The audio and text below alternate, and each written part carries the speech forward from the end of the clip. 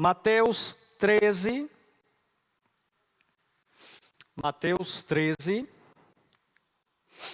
a partir do verso 24. No nosso culto de hoje, de doutrina, nós estaremos estudando a parábola do joio e do trigo. Eu queria que todos nós lêssemos juntos a partir do verso 24 até o 30. Leiamos. Outra parábola lhe propôs, dizendo: o reino dos céus é semelhante a um homem que semeou boa semente no seu campo. Mas, enquanto os homens dormiam, veio o inimigo dele, semeou joio no meio do trigo e retirou-se. E, quando a erva cresceu e produziu fruto, apareceu também o joio. Então, vindo os servos do dono da casa, lhe disseram: Senhor, não semeaste boa semente no teu campo? De onde vem, pois, o joio? Ele, porém, lhes respondeu: um inimigo fez isso. Mas os servos lhe perguntaram: queres que vamos e arranquemos o joio? Não, replicou ele, para que, ao separar o joio, não arranqueis também com ele o trigo. Deixai-os crescer juntos até a colheita, e, no tempo da colheita, direi aos ceifeiros: ajuntai primeiro o joio, atai-o em feixes, para ser queimado. Mas o trigo recolhei-o no meu celeiro. Amém, amados? Ainda na leitura, agora do 36 ao 43, que é exatamente a explicação da parábola. Leiamos juntos a partir do verso 36. Então, despedindo as multidões, foi Jesus para casa. E chegando-se a ele, os seus discípulos disseram: explica-nos a parábola do joio do campo. E ele respondeu: o que semeia a boa semente é o Filho do Homem. O campo é o mundo.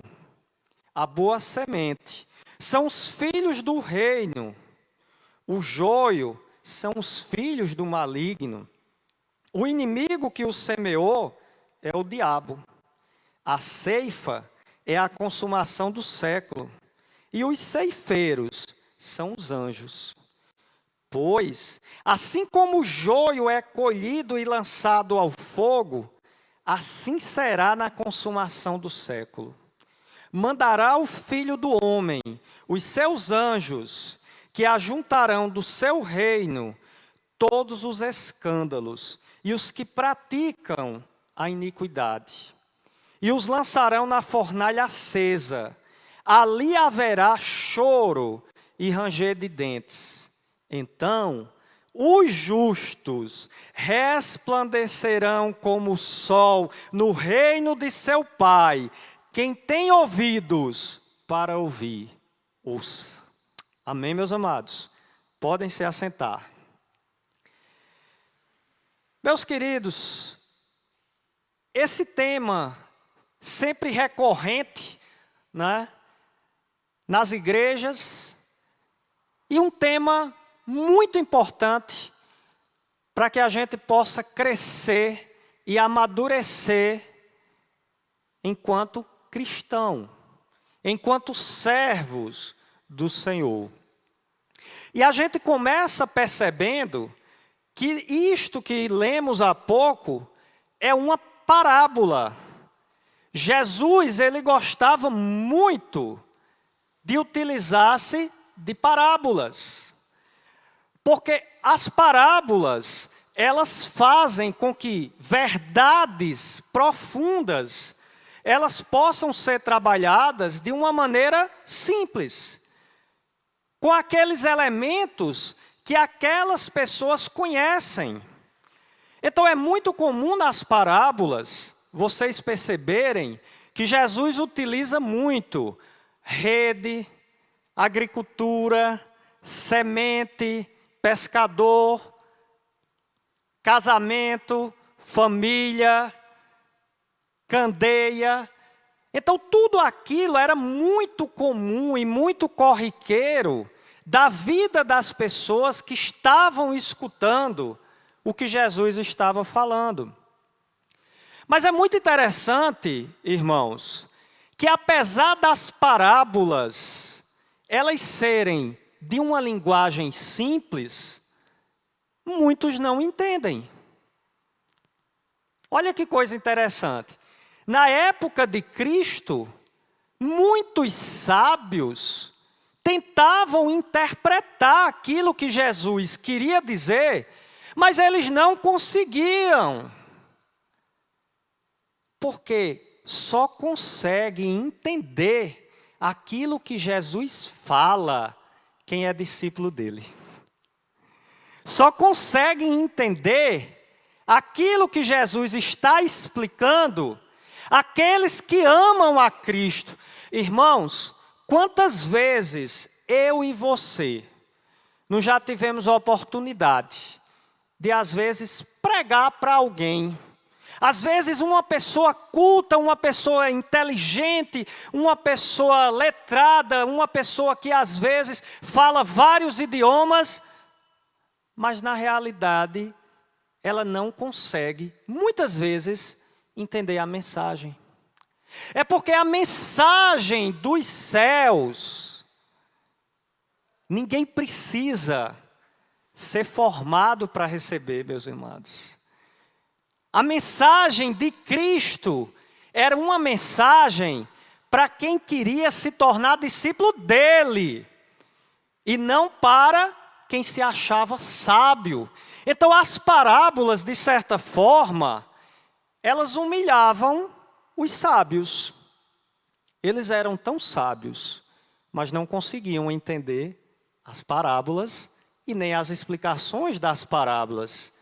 Então a gente começa a entender que para eu e cada um dos irmãos aqui entender as parábolas de Cristo, é necessário, antes de tudo, amar o Cristo que falou as parábolas. Enquanto eu e você não fizermos isso, vai acontecer aquilo que a gente no jargão popular diz: entrou no ouvido e saiu no outro. No mesmo texto, eu vou pedir aos amados que fiquem com a Bíblia aberta. Nós vamos precisar dela. No mesmo texto, Mateus 13.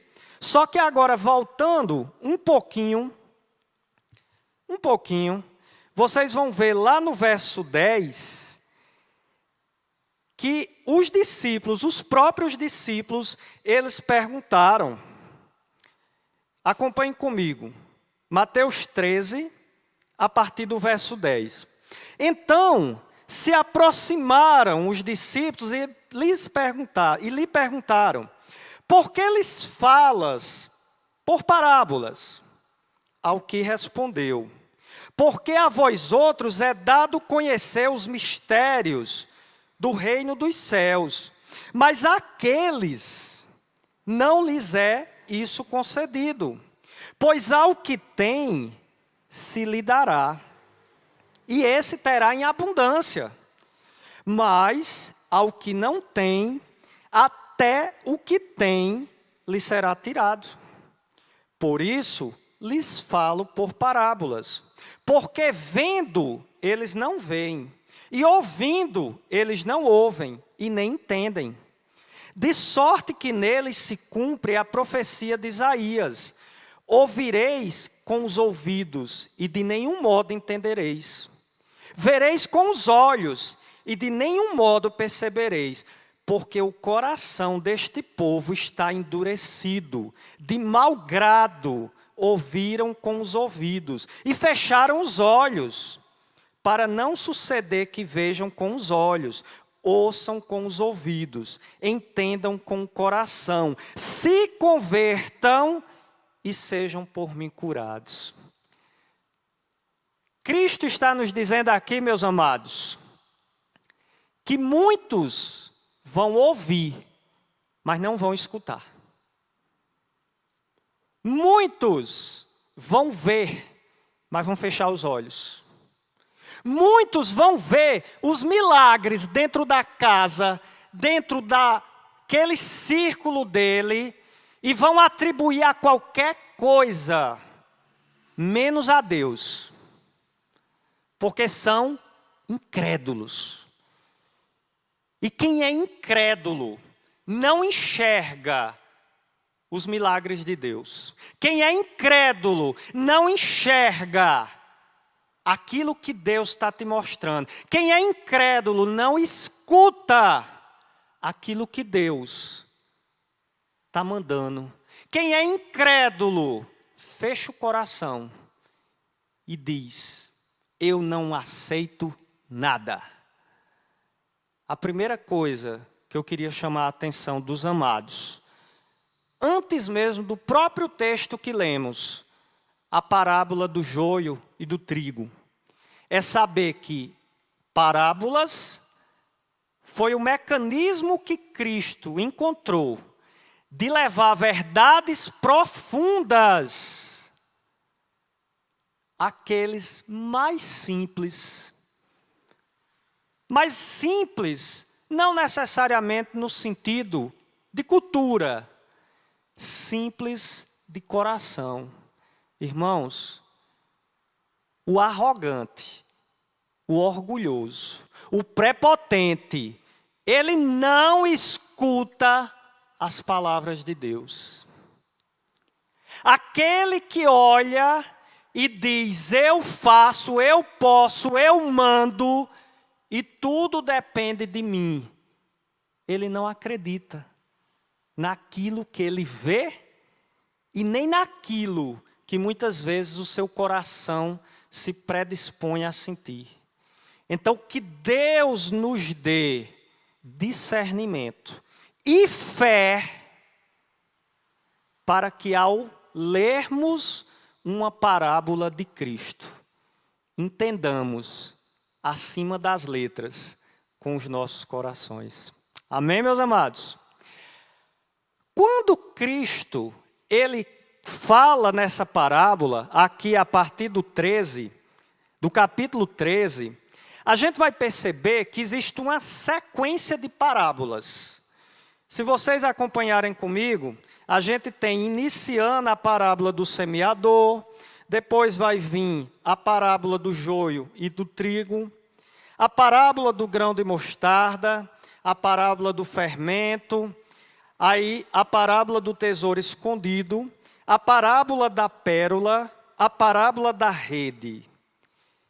Todas elas têm ensinamentos preciosos para as nossas vidas enquanto cristãos, enquanto servos do Senhor. Então comecem a perceber, a partir exatamente do capítulo 13, que existe uma certa aparência entre essa primeira parábola, que é a parábola muito conhecida de Cristo, que é a parábola do semeador.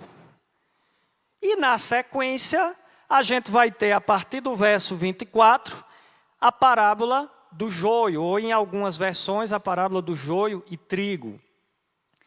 Mas, irmãos, embora ambas sejam parábolas, e o sentido sempre será o mesmo, Cristo quer nos ensinar alguma coisa através dessas parábolas.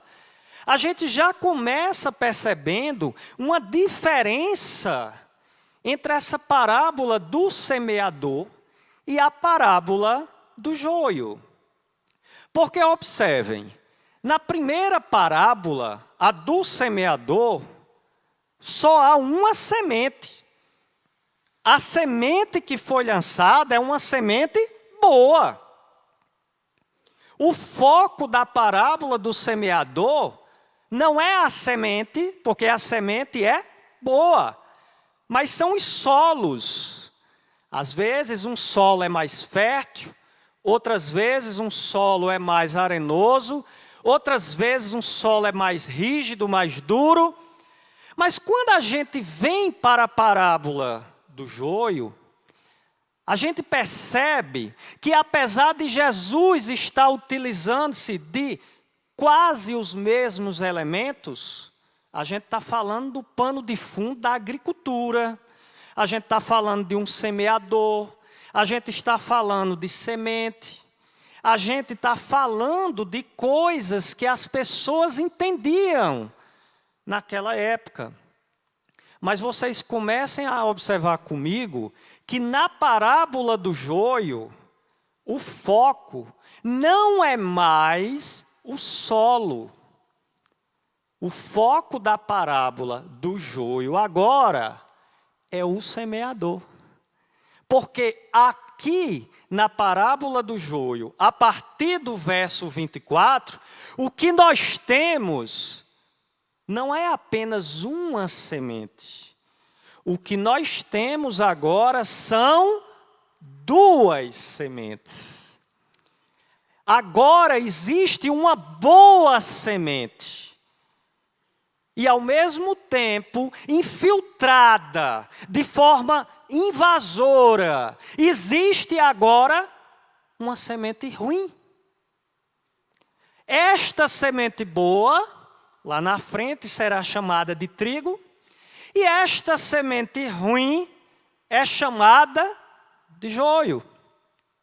Mas vocês percebam que quem planta a semente boa não pode plantar joio. E quem planta o joio não pode plantar semente boa. Então a gente percebe que nessa parábola do joio não há apenas uma semente e não há apenas um semeador. Existe na realidade duas sementes e existem dois semeadores. E a gente começa, olhando para o que Cristo está falando na parábola, a perceber que essa parábola ela é de uma relevância, de uma importância tão gigantesca, que Cristo primeiro, ele fala a parábola para todos os seus ouvintes, todos aqueles que estavam ali. Não sabemos quantos escutaram essa parábola, mas as pessoas estavam ali. Muitos estavam, aparentemente, seguindo a Jesus. Mas tem algo que me chama a atenção, irmãos. No segundo texto que nós lemos, a partir do verso 36, Jesus explica a parábola. Ele agora explica. Primeiro ele falou a parábola, mas ele agora explica a parábola. Mas vocês percebam que ele explica a parábola para quem? A multidão já tinha ido embora. Para quem foi que Cristo explicou a parábola? Para os seus discípulos.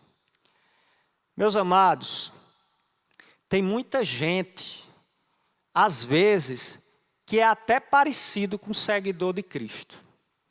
Tem muita gente que aparentemente até ouve o que Cristo está dizendo. Mas eles estão tão interessados em bênçãos, em milagres, em curas, e tudo isso é maravilhoso, né? Mas mais maravilhoso do que tudo isso, irmãos, é o Deus que pode fazer tudo isso. E muitos têm ignorado isso. Por conta disso, muitas vezes, tem muitas pessoas que escutam, passam anos escutando, mas continuam as mesmas pessoas, com os mesmos erros, com os mesmos pecados. Por quê, irmãos? Porque pode até ser que eles estejam até seguindo Jesus, para ver o que é que Jesus vai fazer na vida delas. Mas ainda não se tornaram discípulos. Ainda não são servos do Senhor. Então a primeira coisa que a gente percebe aqui, quando eu e você temos comunhão com o Senhor, essa comunhão, inclusive, faz-nos entender coisas que quem não tem comunhão com o Senhor, irmãos, nunca entenderá. Poderá até ler, mas não entra. Poderá até, eu leio, eu quero entender o que é que... Irmãos, a sabedoria dos homens perante Deus é o que, irmãos? Loucura. Para chegarmos ao Senhor, nós precisamos ser humildes. Nós precisamos chegar perante o Senhor e dizer: Senhor, me explica. Me diz o que é que tu queres dizer a mim, o que é que tu queres falar comigo. E foi isso que os discípulos fizeram. Eu agora queria que vocês acompanhassem esses textos comigo. Primeiro texto. Mateus 13, mesmo aí, 37. Olha, no 37, depois que ele já tinha falado, a parábola do joio, ela é uma parábola relativamente simples. Jesus disse que havia um campo, nesse campo foi semeada a boa semente, mas que, quando se estava dormindo, o inimigo veio e plantou uma semente ruim. E ao plantar essa semente ruim, que a gente chama de joio, eu acho muito interessante essa questão do joio, irmãos. Não sei se vocês já viram presencialmente falando. O joio, ou cisânia, que é o nome dele enquanto planta, na realidade, quando a semente, as duas sementes são lançadas, a do trigo e a do joio, eles começam a crescer. E num primeiro momento, quando eles estão crescendo, irmãos, eles são iguais. Não dá para diferenciar. A gente olha e diz: não, isso aqui é tudo trigo. É tudo trigo. Só que, com o passar do tempo, começam a haver diferenças entre essas duas plantas. E principalmente na hora da colheita. Porque o trigo, ele dá frutos. E o joio é vazio. Irmãos, o que é que acontece? Quando os trabalhadores do campo perceberam que tinham naquele campo alguns joios espalhados, então na cabeça deles, eles pensaram o quê? Chegaram para o dono do campo e disseram: Senhor, tu não plantaste uma boa semente? E por que tem essa semente ruim?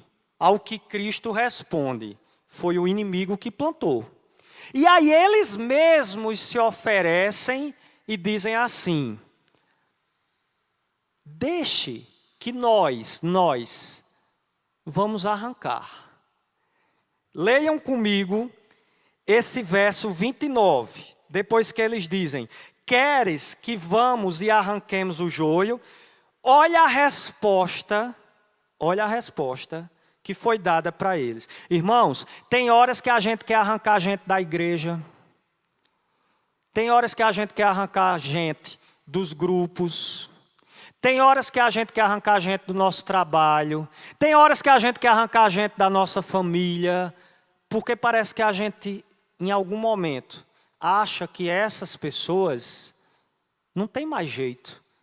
Nunca que elas vão aceitar a Cristo. Olhe a resposta para nós nessa noite.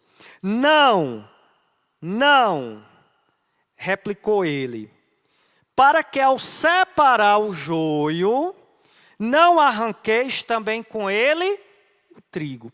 Irmãos, quando o joio e o trigo começam a crescer, embaixo da terra, a semente agora criou raiz.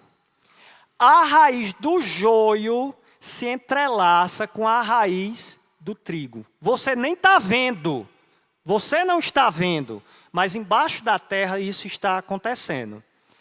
Se você for puxar o trigo, em grande escala você corre risco de também estar puxando o joio.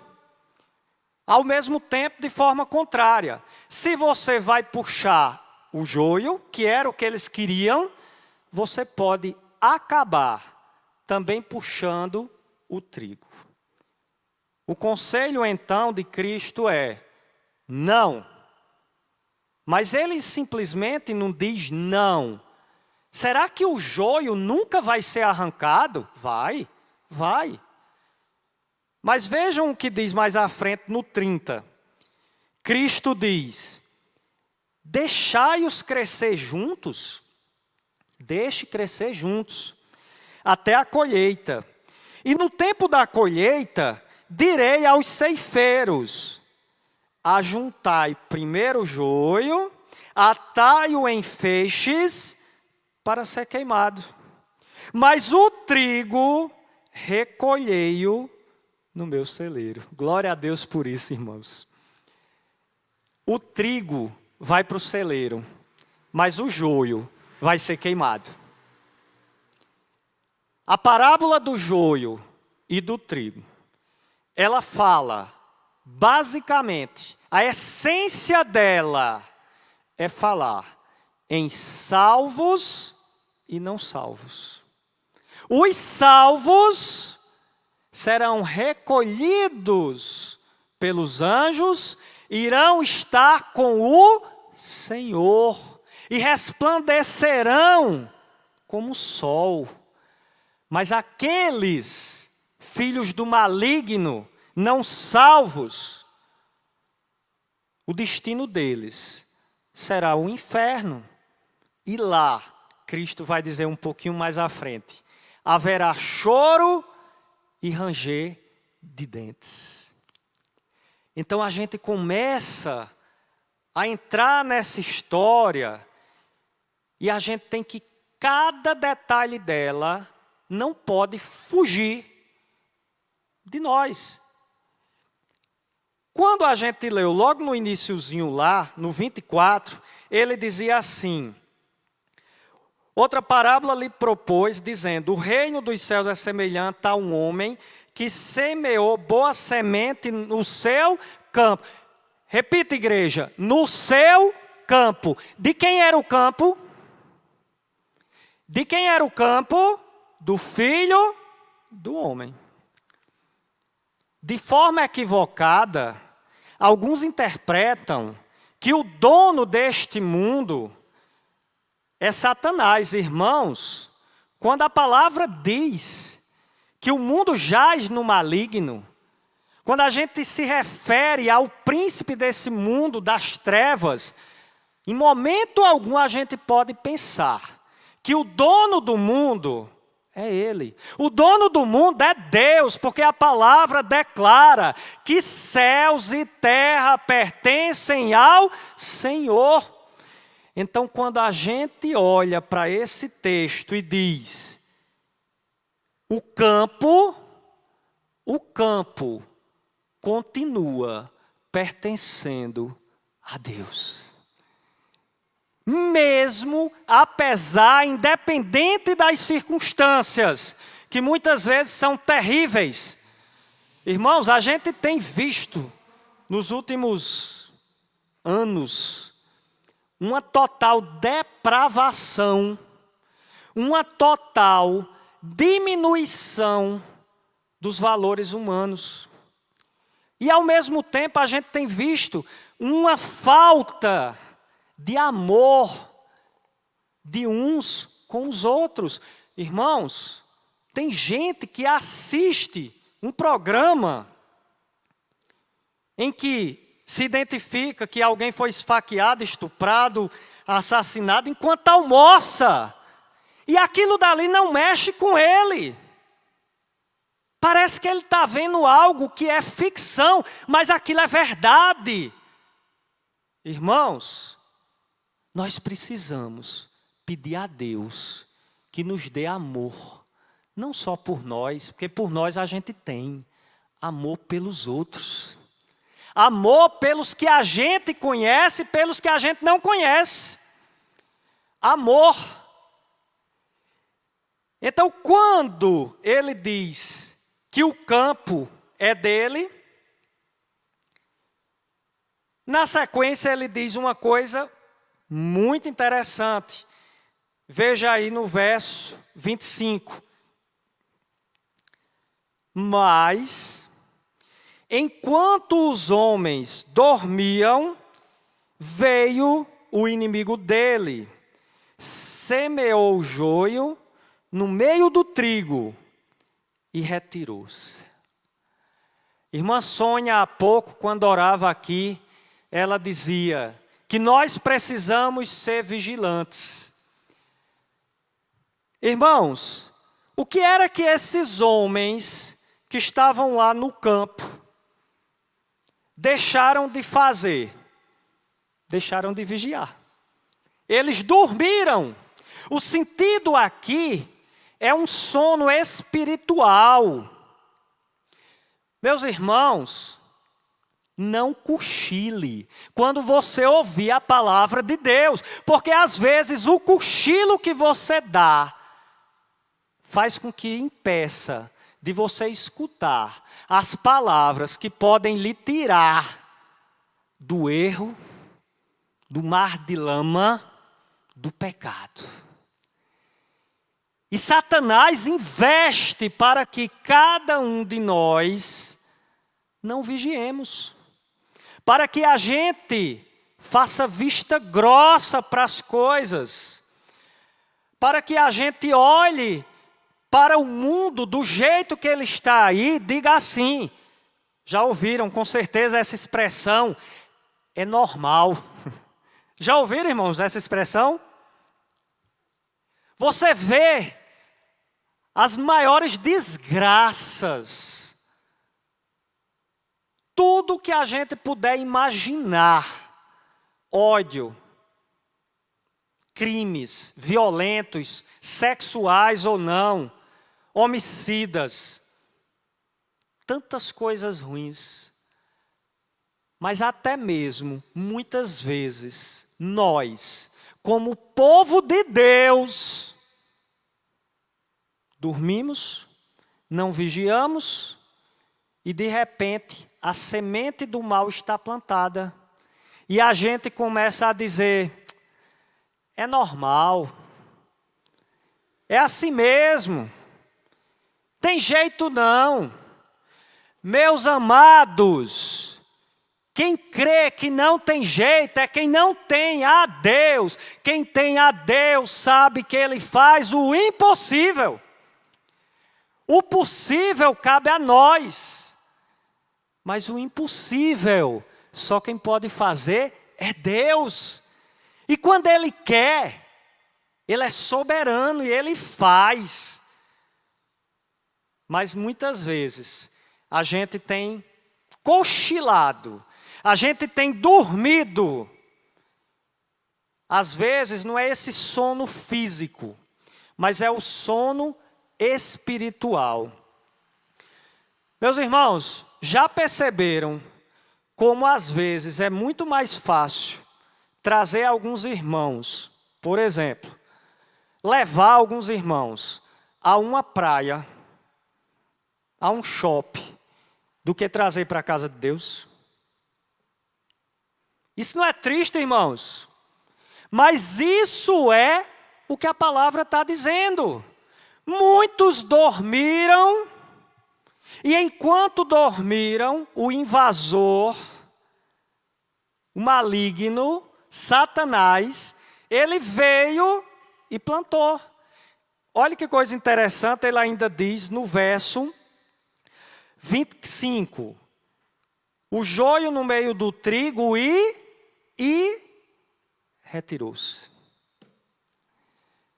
Irmãos, às vezes, e muitas vezes, Satanás, ele vem só para plantar a discórdia, só para plantar a raiva, só para plantar a fuga, e depois ele vai embora, ele sai. Mas observe uma coisa, quem semeou sai, mas a semente que ele plantou, fica. Entende? Ele sai, mas a semente que é o joio, a semente ruim, ela fica. Acompanhe comigo ainda no verso 26. E quando a erva cresceu e produziu fruto, apareceu também o joio. A primeira coisa que eu queria, até esse ponto aqui, que os amados entendessem. Quando ele diz, a erva cresceu e produziu fruto, percebam, o joio e o trigo, as sementes foram lançadas, uma boa, uma da vida, outra da morte, por semeadores diferentes, mas todas duas cresceram. Sim ou não?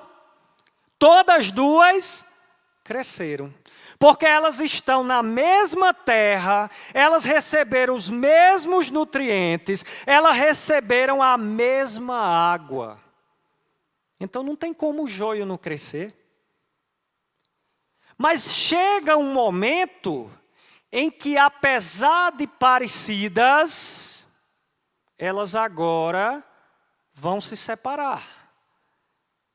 Vai ser visível e a gente vai olhar e dizer, essa planta aqui é trigo e esta planta aqui é joio. Mas, irmãos, como pode ser? Como é que se faz essa diferença? A Bíblia responde no verso 26. E produziu fruto. Quem produz fruto, irmãos, é o quê? Trigo. Quem produz frutos é trigo. Trigo é utilizado para fazer farinha, é base de alimentos. O trigo, irmãos, ele tem essência. O joio só tem aparência. O joio parece ser trigo, mas trigo não é. Mas eu e você olhando, nós não conseguimos separar o que é joio e o que é trigo. É possível que até a gente olhe para algumas pessoas e diga assim, fulano é uma pessoa tão boa, faz tantas coisas boas,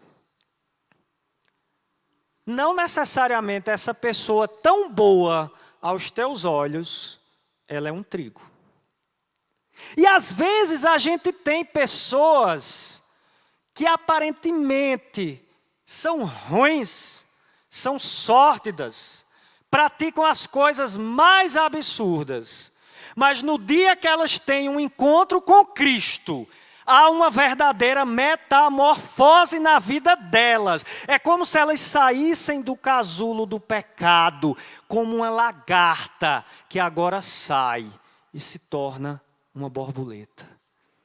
Meus amados, eu e você não sabemos quem é joio nem quem é trigo. Esse fruto aqui, o trigo dá, a palavra ela nos leva a entender que trigo é aquele que produz o fruto do Espírito. Esse fruto do Espírito, a alegria, o gozo, a benignidade, a bondade. Todos aqueles que estão lá dentro do fruto do Espírito. Quem produz esse fruto, irmãos? É o trigo. Mas o joio, ele é vazio. O joio, ele é inútil. Quem não já viu o que a gente costuma chamar de mato? Mato, né? No meio das plantas, tem as plantas que a gente, ou são frutíferas, ou são plantas bonitas que a gente quer ter em casa. E no meio delas, cresce um matinho. Já viram isso? Vocês já perceberam que, em regra, nenhum de vocês foi lá e plantou esse matinho? Você pode ter plantado a semente boa, mas o matinho não. Quando você olhou, o matinho já estava lá. Irmãos, nós temos que buscar fazer aquilo que Cristo fez. Plantar a boa semente, a semente do Evangelho. Porque saibamos de uma coisa, a semente do mal será plantada, mesmo que nós não ajudemos. A semente que vai mudar a vida e a história das pessoas nunca será o joio, sempre será a boa semente. A semente que foi plantada, como a palavra diz, pelo Filho do homem. Foi plantada pelo próprio Cristo. Que semente é esta, irmãos? O Evangelho. Este Evangelho que tem poder, é poder de Deus para transformar vidas. Irmãos, as mulheres, por exemplo, elas usam até maquiagem, né? Mas uma maquiagem muda você, mulher? Torna você uma outra pessoa? Não. Mas uma conversão autêntica a partir da boa semente, irmãos, ela muda vidas. A gente olha e diz assim, como essa pessoa mudou. Porque a palavra diz que as velhas coisas já se foram e que nova criatura nós somos. Meus amados, Cristo, o plantador da boa semente, ao plantar a boa semente, e nós recebermos essa semente, a nossa vida nunca mais vai ser a mesma. Amém? Ainda na sequência, a gente tem aqui, então vindo os servos do dono da casa, lhe disseram, Senhor, não semeaste a boa semente no teu campo? De onde vem, pois, o joio? Ele, porém, lhes respondeu, um inimigo fez isso. Mas os servos lhe perguntaram, queres que vamos e arranquemos o joio? Meus irmãos, eu queria enfatizar essa parte final do versículo 28.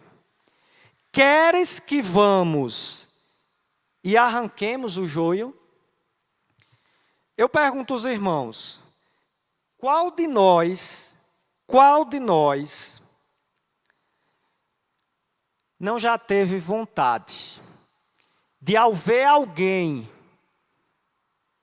professando heresias absurdas, antibíblicas, qual de nós não já teve vontade de chegar lá e dizer umas coisas, querer arrancar aquele entendimento herético daquelas pessoas, das seitas?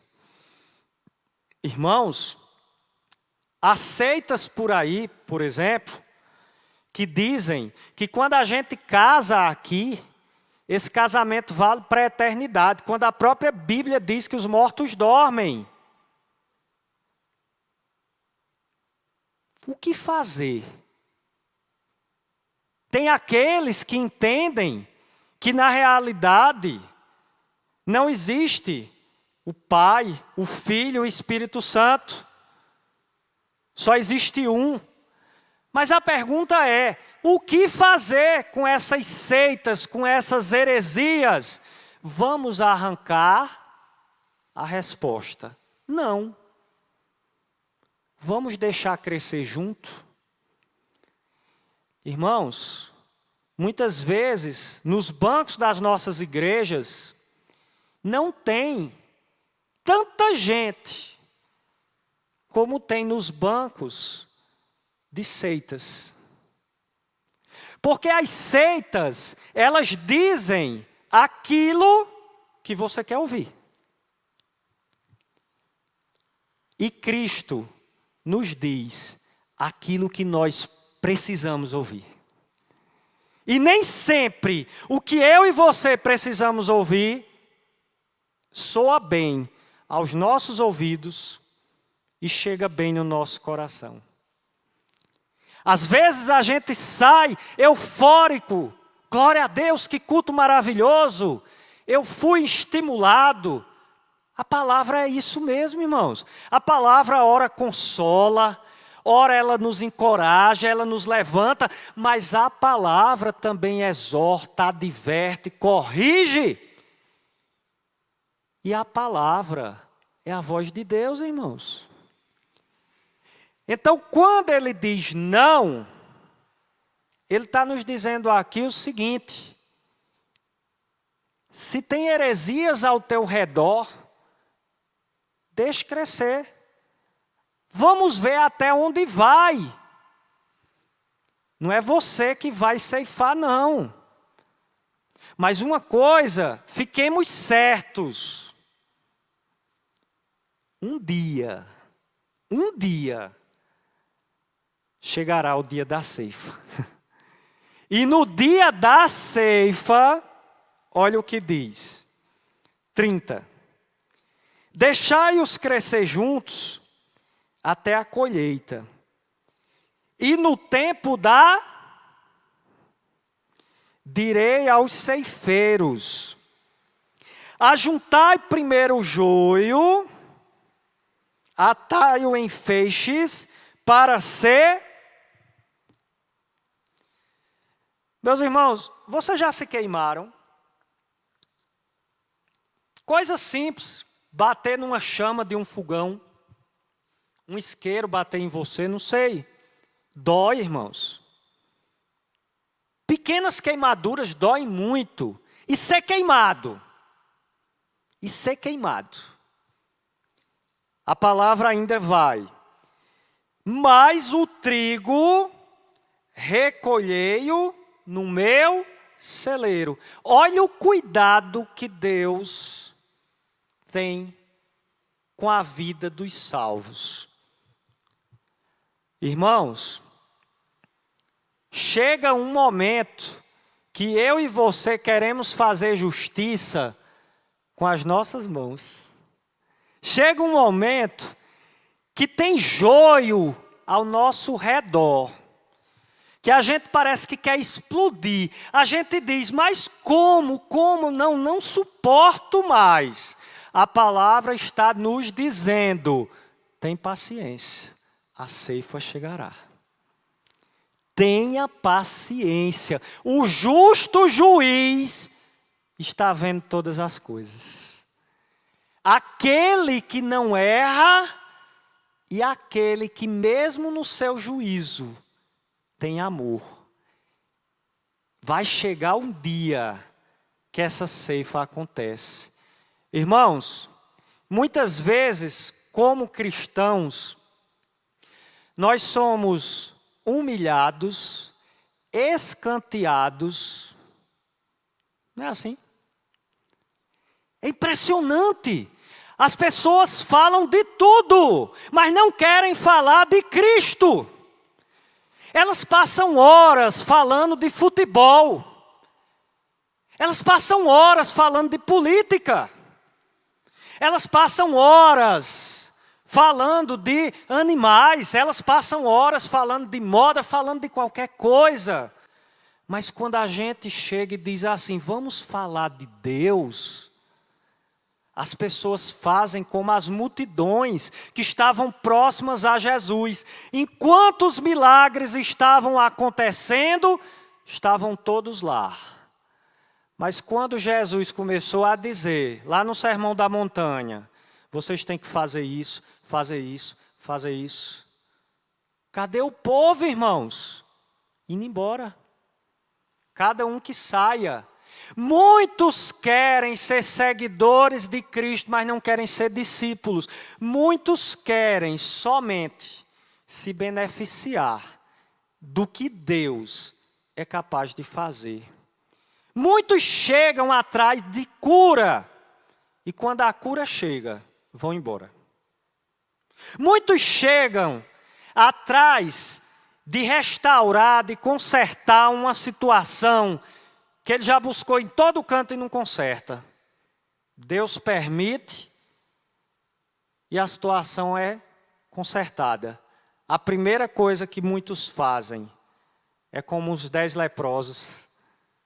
São curados, vão embora, mas não voltam para agradecer. Entenda, irmãos, como dentro do campo onde o trigo está, tem muito joio. Triste de nós, se estivermos na condição de joio. Mas certo é que até a consumação, até a ceifa, não adianta, irmãos, o joio vai existir. É o que diz a palavra. Não tem como no campo ter só o trigo. Mesmo lá, junto do trigo, o joio também vai existir. E agora na explicação, a partir do verso 36, ele diz: Então, despedindo as multidões, foi Jesus para casa, e chegando-se a ele, os seus discípulos disseram: Explica-nos a parábola do joio no campo. E aqui eu queria bastante atenção dos irmãos. Primeiro ele diz, 37, e ele respondeu: O que semeia a boa semente é o Filho do Homem. Quem é o Filho do Homem, irmãos? Cristo Jesus. Esta terminologia talvez seja a mais utilizada por Cristo. Ele é o Filho do Homem. Isso revela ao mesmo tempo o seu caráter humano e divino. E Cristo, ele está dizendo ali: eu sou o semeador da boa semente. Eu sou o semeador da semente da palavra, da semente do evangelho, da semente que produz vida, da semente que produz transformação. Mas além de mim, existe outro semeador. No verso 38, já no finalzinho, ele vai dizer: o joio são os filhos do maligno, e no 39 ele diz: o inimigo que o semeou é o diabo. Então estejamos bem cientes. No campo há 2 semeadores. De um lado nós temos Cristo, é o dono do campo. Mas nós temos um invasor, um inimigo, que só veio para roubar, para destruir, para matar. E esse inimigo é o diabo. E Cristo ainda ensina aos discípulos, dizendo: o campo, primeiro ele diz quem são os semeadores. Depois ele diz quem são as sementes. A boa semente são os filhos do reino, e o joio são os filhos do maligno. Mas no iniciozinho do verso 38, ele diz assim: o campo, irmãos, vamos repetir? O campo é o mundo. E a gente tem percebido alguns equívocos ao estudar esse versículo. Porque alguns querem interpretar que este campo aqui é a igreja. Mas Cristo está sendo claro, está dizendo que este campo é o mundo. Mas qual a implicação disso? Quando nós estamos lendo e entendendo que o campo é o mundo, nós estamos dizendo, irmãos, que o mundo inteiro, no qual nós fazemos parte, ele tem boas sementes e sementes ruins. Estão plantadas, mas nós não sabemos quem é trigo e quem é joio. Qual é a mensagem de Cristo? Pregue o evangelho a toda criatura. Pregue o evangelho a todos, porque nós não sabemos quem é joio e quem é trigo. Porque se nós entendêssemos, muita gente infelizmente faz isso, olha para uma pessoa e diz assim, essa pessoa é tão ruim, tão ruim, tão ruim, que nem adianta pregar para ela, que eu tenho certeza que ela não vai escutar. Meus irmãos, o justo juiz está nos dizendo, planta a semente. Quem muda o coração do homem é o Espírito. Não somos nós. Às vezes a gente distribui um folheto, alguém joga o folheto, pisa o folheto, a gente dá uma Bíblia, a pessoa joga na Bíblia e às vezes a gente olha e diz, não vou mais insistir, porque eu sei que essa pessoa nunca aceitará a Cristo. Meus irmãos, lembremos do apóstolo Paulo. Matou, crucificou, sacrificou irmãos e depois se tornou apóstolo. Vocês já pararam para pensar como a vida de Paulo foi difícil diante de tudo isso, mas apesar de tudo, ele teve um encontro com Cristo.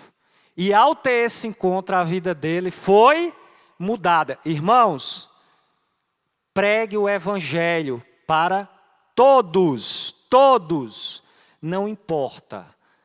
Não queira ser juiz, esse papel não é seu. Amém? Ainda aqui, irmãos, no verso 39 ele diz, o inimigo que o semeou é o diabo. E mais à frente ele coloca, a ceifa é a consumação do século. E os ceifeiros são os anjos. Ele está dizendo que esse julgamento final,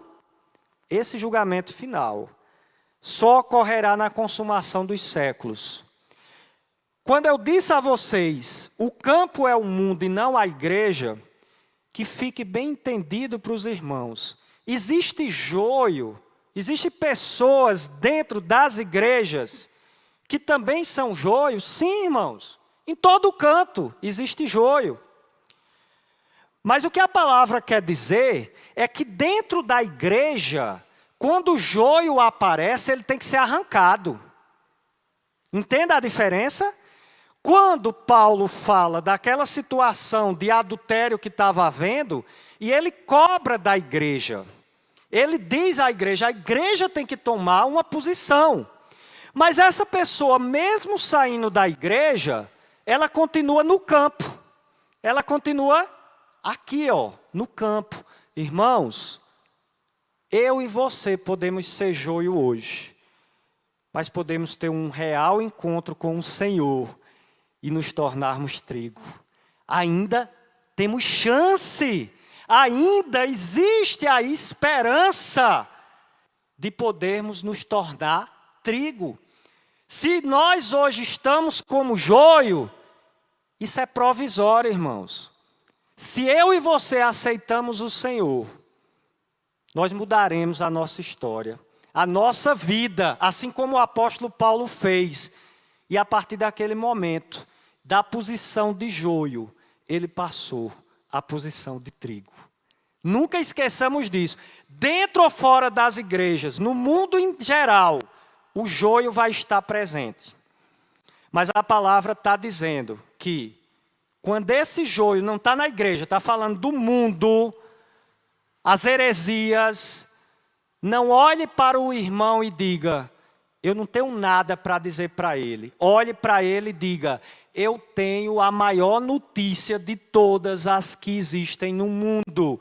Jesus morreu. Jesus morreu pelos nossos pecados, mas Jesus ressuscitou.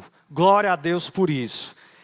E ainda, irmãos, para a gente caminhar para o final, no verso 40 ele diz, pois assim como o joio é colhido e lançado ao fogo, assim será na consumação do século. Ele está falando de inferno. Mandará o Filho do Homem, os seus anjos, que ajuntarão do seu reino todos os escândalos e os que praticam a iniquidade. E os lançarão na fornalha acesa. Ali haverá choro e ranger de dentes. Mas os justos, por outro lado, resplandecerão como o sol no reino de seu Pai. Meus amados, a palavra ela está falando que aqueles que forem salvos, eles estarão no celeiro do Senhor. Aqueles que forem salvos, eles estarão juntos de Deus e resplandecerão como o sol. Irmãos, vocês já viram uma plantação quando o sol reflete? Não é glorioso, não é lindo aquilo dali? A palavra está dizendo que é isso que vai acontecer com os justos, com os salvos. Mas também a palavra está nos exortando e dizendo que aqueles, juntos dos seus escândalos, filhos do maligno, eles serão lançados no fogo. Irmãos, o mundo hoje não quer ouvir a palavra julgamento. Acha que não vai haver julgamento. Mas a palavra é bem clara. O juízo final acontecerá. Esse dia de ceifa chegará, onde justos irão para um lado e filhos do maligno para outros. É por isso que às vezes a gente não entende porque é que Cristo diz que muitos chegarão e dirão, mas em teu nome eu profetizei, em teu nome eu fiz isso. E Cristo dirá, aparta-te de mim, eu não os conheço. É porque o joio e o trigo estão misturados. O joio e o trigo estão enraizados muitas vezes. E só no dia da ceifa, no dia do serrote de Deus, por assim dizer, é que a gente vai saber quem é joio e quem é trigo. E a última coisa que Cristo nos diz aqui, no finalzinho do verso 43, quem tem ouvidos para ouvir, ouça. Uma expressão em alguns casos recorrentes de Jesus. O que Jesus está dizendo aqui, irmãos, é uma espécie de apelo. Ele está dizendo para nós. Você escutou o que vai acontecer com o joio e você escutou o que vai acontecer com o trigo. Jesus está então nos dizendo agora, tome uma atitude. O que você quer ser no dia da ceifa? Mude seus hábitos maus. Tire as coisas que desagradam a Deus. Busque o Senhor enquanto se pode achar. Aquele que está santificado, que se santifique mais. E aquele que não está, que busque. Irmãos, a realidade do joio e do trigo é a realidade do céu e do inferno. E é uma realidade que existe. No dia do juízo, o Senhor irá separar o joio do trigo. Amém, igreja? Eu quero fazer 3 breves aplicações dessa palavra que nós estudamos. A primeira: em todos os lugares no mundo, que é o campo, existe joio. Em todos os lugares existe joio. Mas lembre-se de uma coisa: até mesmo aquele joio que foi plantado e que no início é parecido, vai chegar um momento que o Senhor vai mostrar quem realmente Ele é. A primeira aplicação é: nem todos que parecem trigo são trigo. Às vezes, são joios que estão juntos desse trigo. A segunda aplicação, meus amados, que nós temos nessa noite, quando o Senhor coloca e diz: não arranque, espera o dia da ceifa. O Senhor está nos dizendo que a pá, né? Eles fazem a ceifa com a pá, com instrumento, é exclusividade do nosso Deus. Não queira arrancar ninguém o direito de conhecer a Cristo, de saber que existe o Evangelho do Senhor, porque você acha que aquela pessoa não merece, ou porque você acha que aquela pessoa... Não! A pá que separa o joio do trigo é exclusiva do nosso Deus. E a terceira e última aplicação nessa noite, meus amados: não sinta o desejo de ser juiz e querer realizar a ceifa dentro da tua casa, dentro da igreja, dentro dos grupos que você faz parte. Porque às vezes nós queremos até, sem perceber, nós estamos como aquela parábola do fariseu e do publicano. O fariseu dizendo: ah, Senhor, eu que sou realmente alguém bom, porque eu jejuo 2 vezes, eu dou o dízimo de tudo que possuo, em pé. Enquanto isso, o publicano lá, bem humildemente, pedindo perdão dos seus pecados. E lá em Lucas o Senhor diz: aqueles que se humilham serão exaltados, e aqueles que se exaltam serão humilhados. Meus amados, terceira aplicação: a justiça que separa o joio do trigo é de Deus, não é sua. Esse direito não lhe pertence. Amém, meus amados? Que o Senhor possa aplicar a sua poderosa e santa palavra aos nossos corações, e que a gente possa sair daqui mastigando e pensando nas nossas atitudes, e como eu e você estamos mais próximos, ou do joio ou do trigo. Que o Senhor tenha misericórdia das nossas vidas. Queria convidar os amados a ficar